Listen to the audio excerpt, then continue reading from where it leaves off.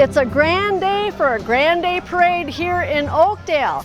And as people are getting ready to travel down the parade route, some folks, like my friends here at Suburban Community Channels, will be handing out candy and shaking hands along the way, and I'll be joining them. And I'll also be introducing you to some special guests. You'll find out who right after you watch this utterly amazing story about a group of people who make a big splash when it comes to summertime entertainment.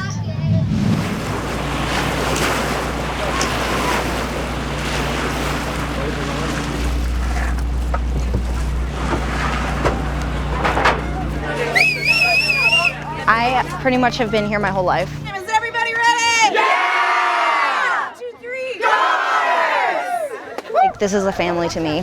Water skiing, you have fathers and daughters building pyramids together. There's not another sport in the world that you can do that. And you know, what better thing to do in the summer in the Minnesota is be on a lake and do some water skiing.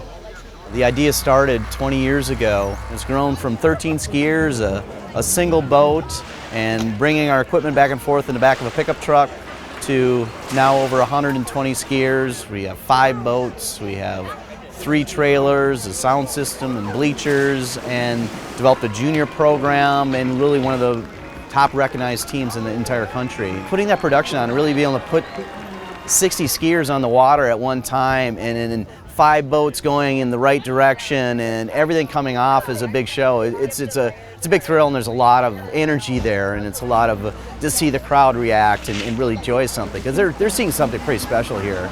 I mean, you're seeing some of the best quality water skiing in the world, and you're seeing it on a pretty grand scale, and it's right in your backyard here in White Bear Lake. So it's a pretty unique thing. That's probably the biggest challenge. I mean, no one's getting paid to do this. You really just got to get people, it's got to really have a big desire, you know, it's really got to be in your blood. Well, it's always been a big dream of mine to ski professionally. I heard about the Tommy Bartlett water ski show in the Dells, just around here, everyone talking, because we've had people from the Ski Otters go there. So we're a great feeder program for the pro shows, but they all do want to come back, and you know, being in a great community, it's a great place to raise a family. They all want to come back and be a part of it, and that's pretty unique. And not a lot of other teams can say that. They teach these young kids, they ski, they go ski pro, and they never come back. It's felt so weird because this has been my life my whole life. Every summer this is what I do, and it's definitely weird because, like, I saw pictures on Facebook the other day of the show, and it was like, I'm not in these pictures. That feels weird. Like, these are all my friends and family pretty much, and where am I? So it feels weird. We have over 14 former professional skiers here that have now got families, and now bring their kids into the team and get 3rd and 4th generation kids skiing here on the team now. So it's quite an endeavor. And I'm happy that I was able to get off today to come and join everyone. As I still walk around town, and have you ever seen the ski show? And a local resident will go, no, I heard about it. I drive by it. I seen that jump out there, and they're just missing, you know, this free entertainment to an nth level that you would have to pay $30 to $40 to go see it at Tommy Bartlett and not see is quite the same quality show, actually. Every Sunday, 6 p.m. throughout the summer and through August, White Bear Lake here, right off of Hoffman Road. You can go to skiotter.com if you want information on show times, information about the team. We're always looking for new members as well.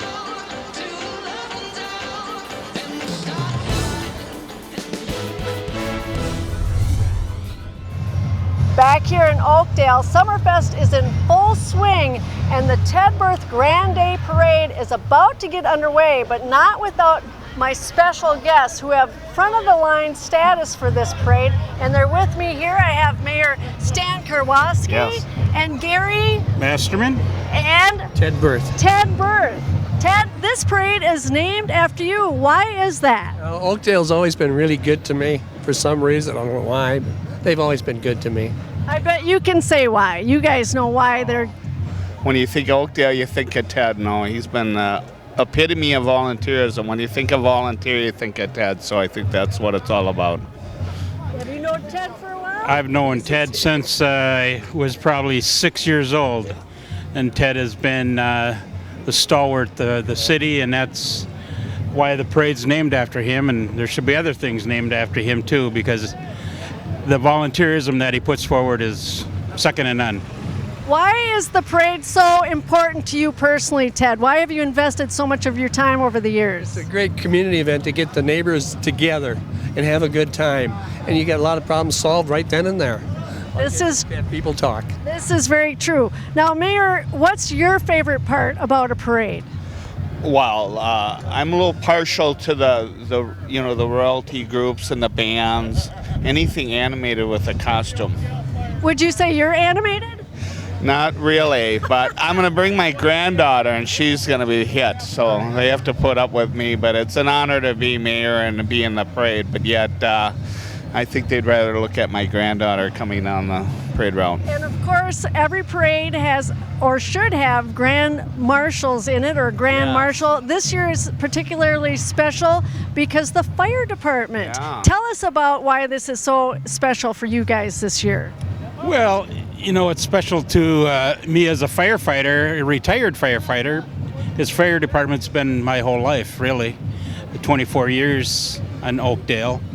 And the guys behind me fought fires with me years ago. And department is special to all of us. What would you say about the fire department? They do more than just be a fire department. They're a big help in the community. They go out and do good things just for the community. Their slogan is "My family helping yours," and that's what they do. We're proud of them. Very good. And the city is in good hands. How's it going with you, a first-time mayor? I think it's going good. The people are always a judge of that, but I've followed a good line of mayors. So I've replaced Carmen Strack, and Ted Berth was on council and a mayor. So we've got excellent mayors and council. So it's just an honor to be able to step up and lead. So I'm really excited about it, and I'll do anything it needs to be done here in the city. Absolutely. And people who live here know how great Oakdale is. What would you want to tell people who might see this, who are maybe considering moving or putting a business here, or what would you want to tell them? Right. Well, we're going to keep it vibrant for people that won't want to leave Oakdale. There are a lot of other great communities, but I think we find that when people move here, they tend to stay. And we're going to keep making it a better city, improve things as we go to keep it vibrant to where people are pride in their city, kind of keep the momentum going that we've had for a lot of years now. And with people like Ted and Gary and the fire department, that's going to be true for a long, long time to come. And I know it's great because this street is lined up wall to wall with people waiting for this parade to get underway. And I know we got to get you guys back on your float. So have a great parade tonight, and thanks for all your hard work over the years.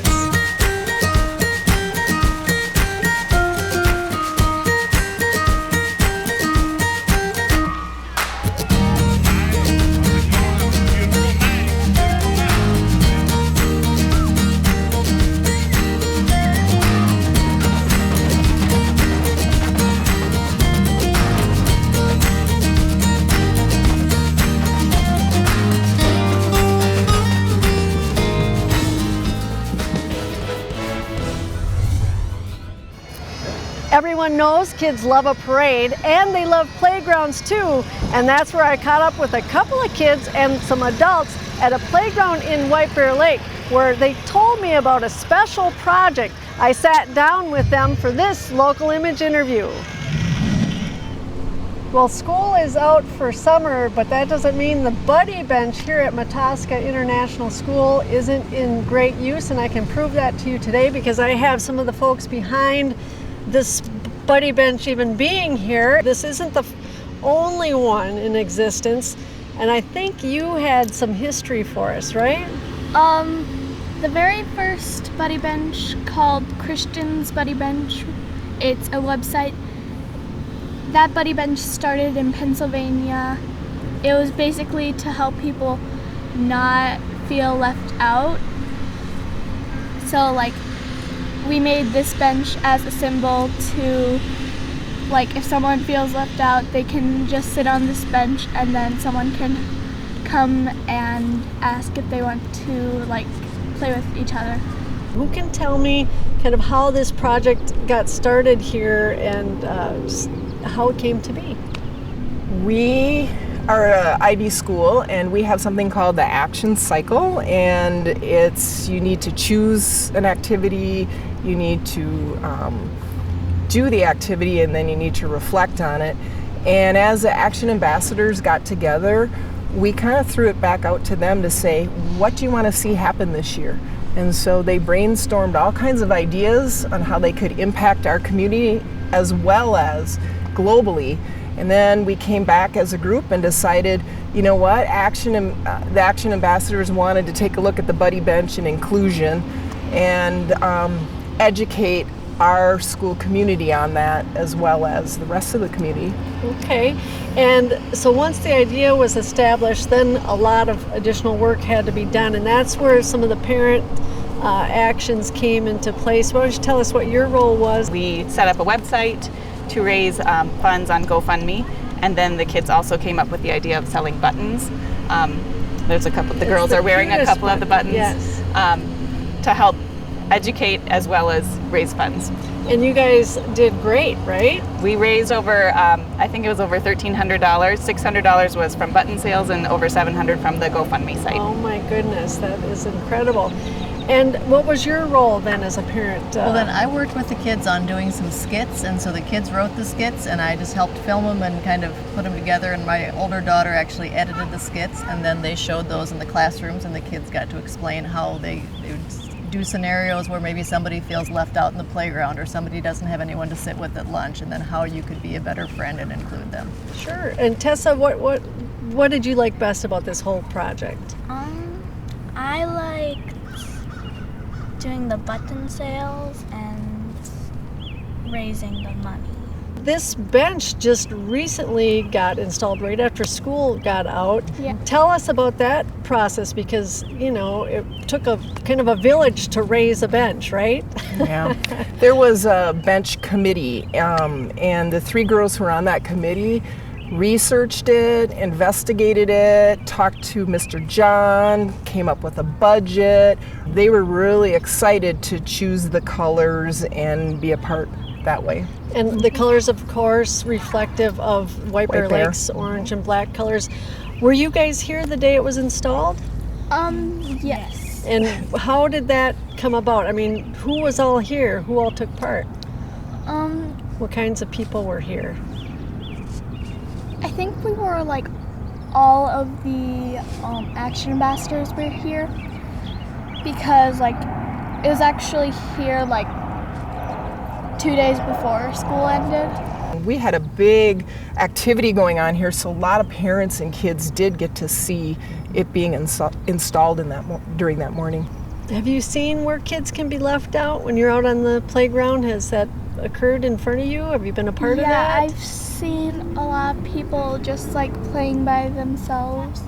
Yeah, we had another group that made a Google presentation to communicate to the kids as to how the bench should be used. Wow. And then the Action Ambassadors taught the rest of the school how to use it. So this was a project that had a lot of positive outcomes from it, in the learning sense of how to get a project like this going, how to execute it, make it happen, to what the meaning of the bench is for the future. It's really something you guys should be very proud of. How do you feel about that? Well, I mean, I feel like really good that a lot of people are getting asked. When we didn't have this, like there was no one playing with each other. Right. Well, congratulations to all of you on making this happen. It's really a nice, cozy bench. I like it. I think maybe we should just hang out here today. Especially today. It's a beautiful day, so congratulations and thanks for all your hard work. Keep it up in the future. Let's be a buddy. We're all buddies today here on the Buddy Bench. Thank you. Thanks.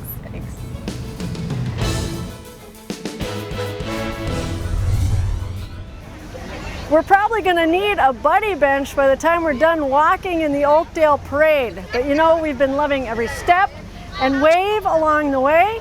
But right now, we want to take you inside our studio for a very special interview with an important guest who has an important message to share for our senior citizens. Hi! I'm pleased to have with me today in the studio Hubert H. Skip Humphrey, longtime former Minnesota politician and Attorney General.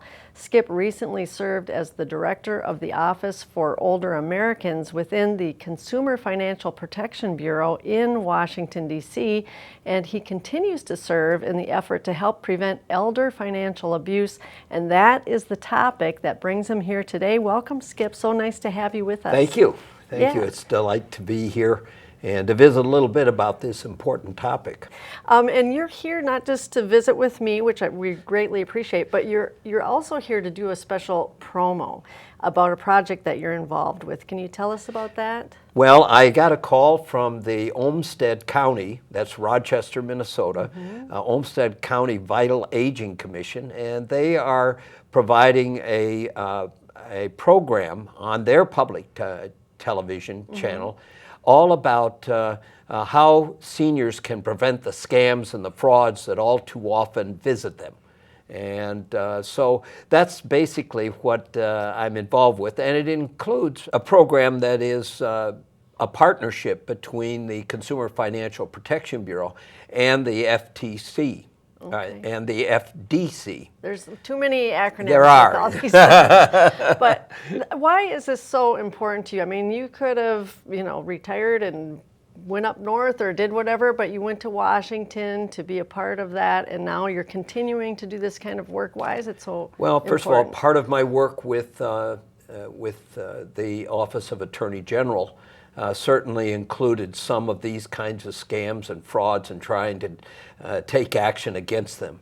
But I can tell you it's far more personal than that. I had a wonderful mother-in-law who got caught up in all of the lotteries and scams that were involved with that.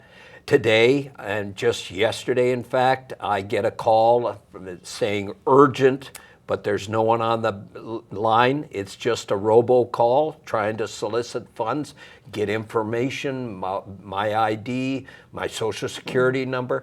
So it becomes very personal. And I know that those experiences that I'm having are exactly what's happening to just about every other senior. And we need to put a stop to it. Right, right. What are some of the steps that are in place to help stop what's going on? Well, I think the first thing is just be aware and just realize don't ever give out any of your information. The other day I was asked to give the last 4 digits of my social security number. I said, no, I'm not going to give that to you. If you need some other identification, here is my driver's license and others, but I am not going to give you my social security numbers at all. And they were, the company I was working with was very happy about that. Right. They said that that's a good point. Right. And so those are the kind of things. First of all, the best prevention is don't give out the information unless you know exactly who you're dealing with for the specific purpose that that information is needed. Secondly, don't get caught up in some of these urgent calls. Right. Right. If it's that urgent, then call a friend, call one of your sons or daughters or a friend that you can trust, because as urgent as it is, it can wait just a little bit to make sure that you're doing the right thing and you're not losing your money. Judy, the reason why this happens is because when you think about it, there is upwards of $15 trillion in this country under ownership or management or control of senior citizens in this country. So, these scam artists, they know where the money is. Yeah. It's kind of like, the bank robber who was asked, Willie Sutton, he was asked, well, why do you rob banks, Willie? And he said, well, because that's where the money is. Well, that's where the money is when it comes to seniors. Sometimes the person who is misusing the money is someone that you have trusted, who may be a relative, a friend, maybe even a family member that you've given authority to help you with your financial decisions. And unfortunately, sometimes those decisions are made by others for their purposes and not for yours. And so you have to be aware of that too. But what can you do when you do trust a family member or someone who's taking, what can you look for? What are some signs that would help you to be a little more first aware? of all, take a look at, watch and monitor what your bank statements are, what your credit card statements are. If you go to a bank or a credit union on a regular basis, be there with someone who you know, and be there with a teller. Quite frequently, the tellers know who you are. You go there regularly. So if you're under any kind of pressure, just let them know, and they can be of help. And so what if you don't have that person in your life that you can really trust? What are some other things you can do? Well, of course, first of all, there are adult protective services. And don't hesitate to call if you feel like you're being scammed or taken advantage of. I know that a lot of people say, oh, this must be my fault. No, it's not your fault. Someone else is actively trying to either deceive you or take the resources. And so don't be afraid to call.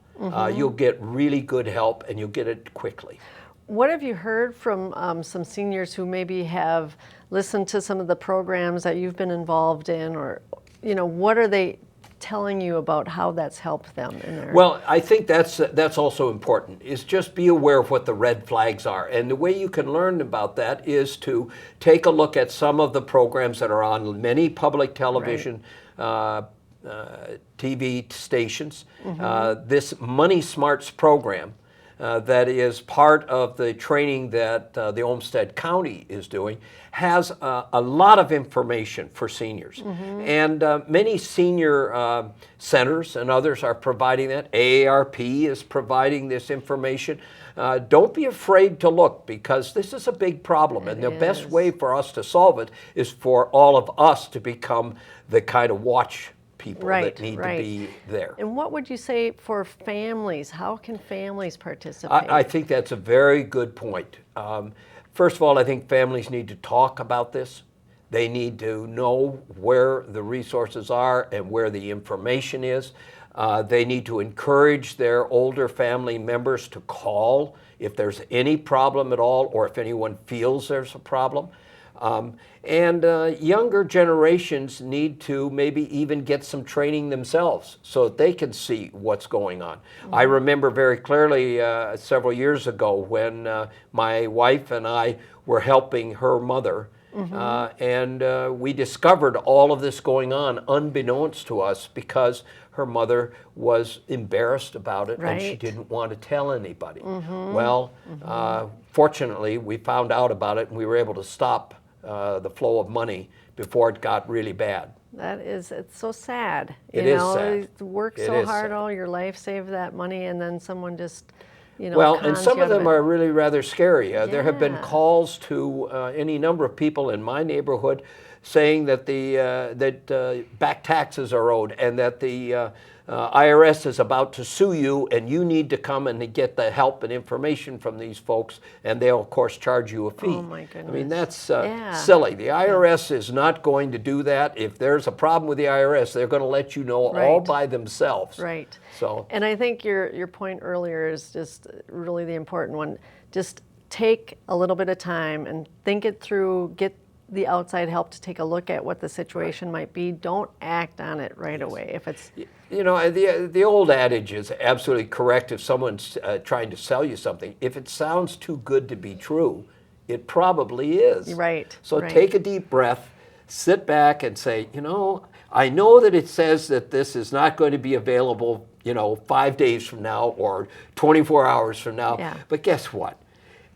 If you just wait, there'll be a new solicitation the next day. There's always another one right around the corner. You're right. For sure. And speaking of kind of sitting back and relaxing, are you finding time to relax and enjoy? What are you doing in your spare time? I am chief driver for 4 wonderful grandkids. Awesome. And doing a lot of work, volunteer work with AARP, doing some work at the university with the Humphrey School. And so I'm involved and engaged in having a wonderful time, to be honest about it, and enjoying my senior years with many of my law classmates and others. Is there anything else you would want folks to know about this program, or just in general? No, I would say, be sharp, be courageous, become a fighter against this kind of scam. That's the most important part. We all have a part and a role to play, and we can lick this if we just get at it. Well, we certainly can with you leading the way. Thank you. Ever the servant to others is Well, you. I hope so. That's great. We are so glad that you could stop in today and share some of this important information. Thank you very so much. much, Skip. What All a right. pleasure. Thank you. Take care.